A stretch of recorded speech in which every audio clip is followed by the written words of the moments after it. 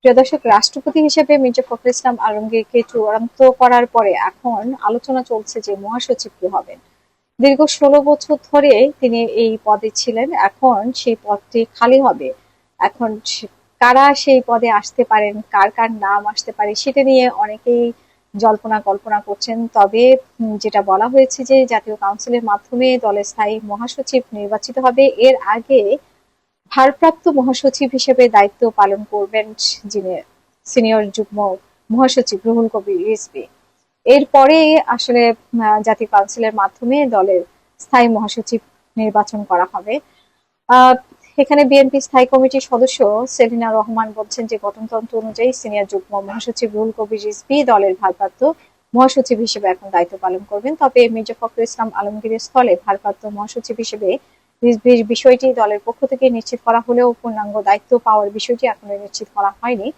মানে পূর্ণাঙ্গ মহাসচিব কে হবেন সেটা নিয়ে এখনো আলোচনা হয়নি। রিজভীর পাশাপাশি স্থায়ী কমিটির সদস্য ও স্বরাষ্ট্রমন্ত্রী সালাউদ্দিন আহমেদ ও 2 যুগ্ম মহাসচিব শহীদ উদ্দিন চৌধুরী এনি ও হাবিবুন নবী খান সোহেলের নামও বিশেষভাবে গণমাধ্যমে ঘুরপাক খাচ্ছে এই সব নামগুলো। এবং বিএনপি সূত্র থেকে বলা হয়েছে যে বিএনপির জাতীয় কাউন্সিলে কিংবা সেই সময়ে পূর্ণাঙ্গভাবে কাউকে মহাসচিবের দায়িত্ব দেওয়া হতে পারে, কাকে দেওয়া হতে পারে সেই ব্যাপারে চূড়ান্ত সিদ্ধান্ত নেওয়া হবে। এবং যতদিন পর্যন্ত সিদ্ধান্ত না নেবে ততদিন পর্যন্ত রুহুল কবির রিজভী এই মহাসচিবের দায়িত্ব পালন করবেন। তবে মির্জা ফখরুল ইসলাম আলমগীরের আগে খন্দকার দেলোয়ার হোসেন মহাসচিব থাকাকালে 2011 সালে তার মৃত্যু হয় এবং তৎকালীন সিনিয়র যুগ্ম মহাসচিব মির্জা ফখরুল ইসলাম আলমগীরকে ভারপ্রাপ্ত মহাসচিব করা হয়। পরে 2016 সালে জাতীয় কাউন্সিলের মাধ্যমে তিনি পূর্ণাঙ্গ মহাসচিব হিসেবে নির্বাচিত হন। একই প্রক্রিয়ায় এবারও হতে পারে বলে দলীয় সূত্রে জানা গেছে। এবং তবে পূর্ণাঙ্গ মহাসচিব হিসেবে শেষ পর্যন্ত কে দায়িত্ব পাবেন তা নিয়ে এখনো সিদ্ধান্ত হয়নি। দলীয় নেতারা জানিয়েছে যে এইসব নাম নিয়ে এখনো বিএনপি নীতি নির্ধারণী পর্যায়ে আনুষ্ঠানিকভাবে আলোচনাও শুরু হয়নি। তবে নীতি নির্ধারণী পর্যায়ে আলোচনা শেষে পূর্ণাঙ্গ মহাসচিব মানে পুরোপুরি মহাসচিব হিসেবে কার নাম ঘোষণা করা হবে এখনো সেরকম কোনো অনুমান ভিত্তিক কোনো নাম এখনো পাওয়া যায়নি। তবে সেই নাম আসার আগ পর্যন্ত রুহুল কবির রিজভী মহাসচিব হিসেবে দায়িত্ব পালন করবেন এমনটা জানা গেছে। সারা বাংলাদেশের সকল মানুষের নিরাপদ আশ্রয়স্থল গণপ্রজাতন্ত্রী বাংলাদেশ সরকারের মাননীয় প্রধানমন্ত্রী মহোদয়, মঞ্চে উপস্থিত বিভিন্ন মন্ত্রণালয়ের মাননীয় মন্ত্রী মহোদয়, বিভিন্ন এমপি মহোদয়, সচিব মহোদয়, সামনে উপস্থিত সাংবাদিক ভাই, বিভিন্ন অঙ্গ সংগঠনের নেতৃবৃন্দ সহ আইন শৃঙ্খলা বাহিনী সহ সকলকে জানাই আমার পক্ষ থেকে আন্তরিক শুভেচ্ছা ও অভিনন্দন। আজকে হয়তো সবাই দেখেছেন যে আমি মাননীয় প্রধানমন্ত্রী মহোদয়ের হাত থেকে একটি অ্যাপয়েন্টমেন্ট লেটার পেয়েছি। এই অ্যাপয়েন্টমেন্ট লেটার পাওয়াটা আমার পক্ষে এতটা সহজ ছিল না। এই অ্যাপয়েন্টমেন্ট লেটারটা পাওয়ার পিছনে আমার এই কিশোরগঞ্জবাসী সবচেয়ে বেশি অবদান রেখেছেন।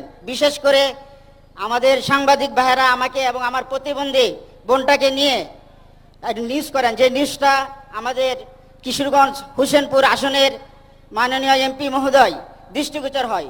পরে মাননীয় এমপি মহোদয় আমাদের কুলিয়াচর ভৈরব আসনের মাননীয় প্রতিমন্ত্রী মহোদয় জনাব আলম স্যারের দৃষ্টিগোচরের মাধ্যমে মাননীয় সমাজ কল্যাণ মন্ত্রীদেরকে অবহিত করে মাননীয় প্রধানমন্ত্রী মহোদয়ের দৃষ্টিগোচরের মাধ্যমে আজকে আমি এই অ্যাপয়েন্টমেন্ট লেটারটা পাই। আমার পরিবারে 5 জন সদস্য, এর মধ্যে আমিও শারীরিক প্রতিবন্ধী, আমার বোনটাও শারীরিক প্রতিবন্ধী, আমার বাবা হার্টের রোগী। আমার এই অ্যাপয়েন্টমেন্ট লেটার বা এই চাকরিটার পাওয়ার পেছনে সবচেয়ে বেশি যে অনুপ্রেরণা ছিল আমার মা। আমার মা আমাকে কষ্ট করে ছোটবেলা থেকে সমাজের অনেক মানুষের অবহেলা, অবঞ্চিত এবং সমাজের লাঞ্ছনার শিকার হয়ে অনেকে বলছিল যে আমাকে লেখাপড়া করিয়ে কি হবে, ওকে পাগলা মসজিদের সামনে অথবা কিশোরগঞ্জ কোর্টের সামনে নিয়ে বসিয়ে ভিক্ষা করাও। আজকে আমি সত্যিই খুব ধন্য এবং গর্বিত যে আমি আমাদের কিশোরগঞ্জের সকলের প্রচেষ্টার মাধ্যমে মাননীয় প্রধানমন্ত্রী মহোদয়ের হাত থেকে আজকে এই অ্যাপয়েন্টমেন্ট লেটারটি পেয়েছি।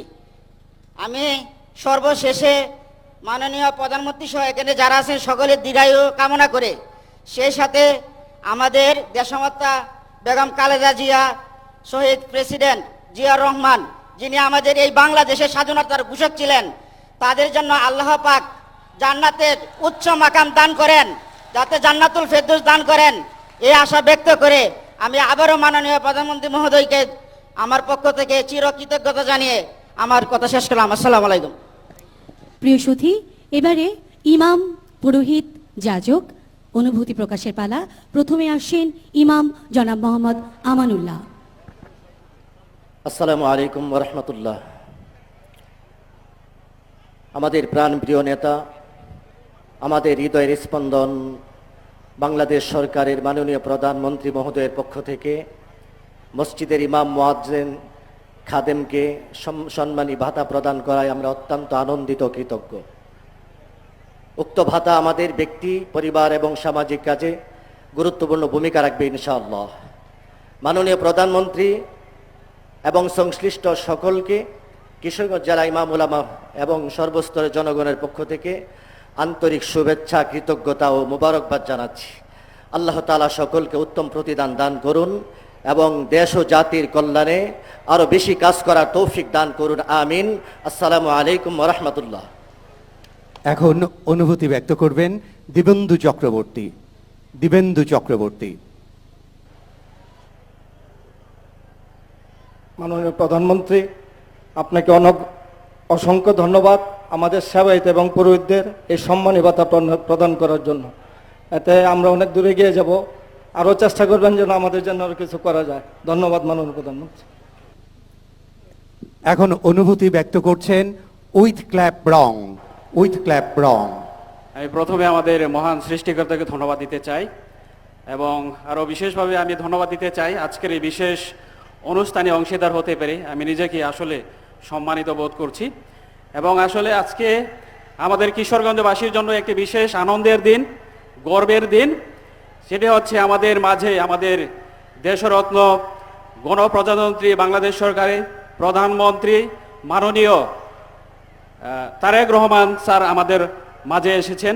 তাই আমরা আসলে সবাই সম্মানিত এবং গর্ববোধ করছি এবং আজকে আমরা আরও বিশেষভাবে সম্মানিত বোধ করছি, বিশেষ করে আমাদের বিভিন্ন ধর্মে বিশ্বাসী পাল পুরোহিত এবং বিভিন্ন ধর্মের সেবায় নিয়োজিত ব্যক্তিদ্বয়ের জন্যে যে সম্মানী প্রদানের যে উদ্যোগ নিয়েছেন, এটি আসলে খুবই প্রশংসনীয় এবং আমরা ওনাকে এই জন্য আমরা সাধুবাদ জানাই। আমি ব্যক্তিগতভাবে আমাদের সেভেন ডে অ্যাডভেন্টিস্ট চার্চের তরফ থেকে আমি ওনাকে বিশেষভাবে আন্তরিকভাবে কৃতজ্ঞতা জানাচ্ছি এবং আমি ওনার জন্য, ওনার পরিবারের জন্য আমরা প্রার্থনা এবং দোয়া রাখি যেন উনি যতদিন কাজ করে যাবেন দেশের স্বার্থে, দেশের জন্য, দেশের